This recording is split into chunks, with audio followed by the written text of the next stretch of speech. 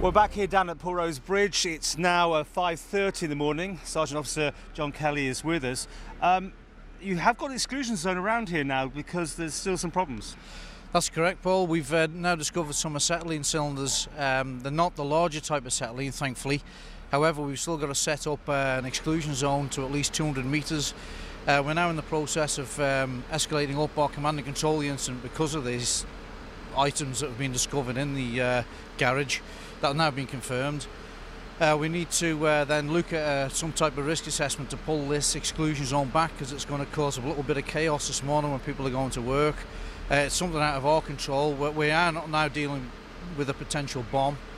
If it goes off, they do go off quite spectacularly. Hopefully it won't. We've got cooling water on the cylinders. We know exactly where they are, and we're now in the process of having an update hourly. We're going to review the situation at 7 o'clock and see if we can get more information out.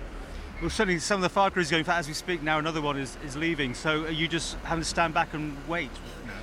That's all we can do. We never committed any crews into the building originally because we had suspicion there was some dangerous bits and pieces in there. We didn't want to expose them to any unnecessary danger, so we were in a defensive mode from the start.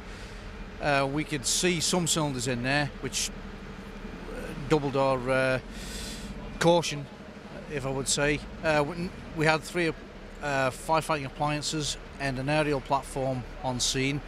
Now what we've had to do is scale back because all we need is ground monitors, etc. They're just automatic firefighting jets that we put onto the cylinders to cool.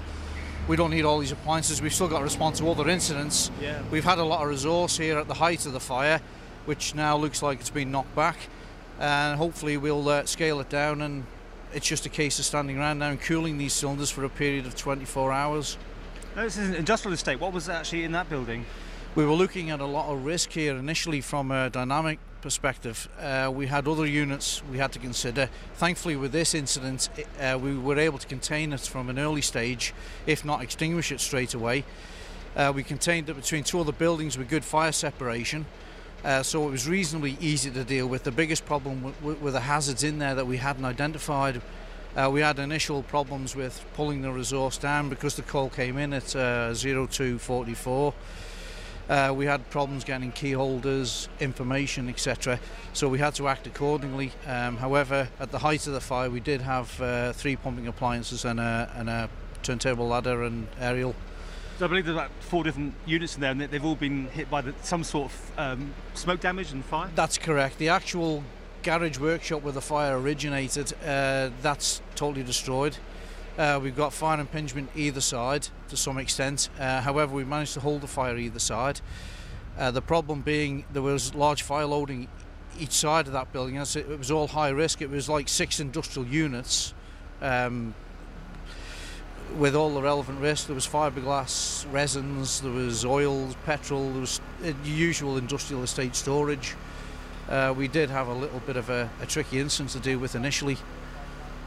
Well, obviously for people going to work in the morning, what's going to be the update? Are you going to keep assessing it? Or it could be 24 hours, couldn't it? I mean, we've now got our main control unit here. We will assess it every hour, maybe earlier, every half hour, but we'll try and, as to the best of our ability, we'll try and pull back this exclusion zone.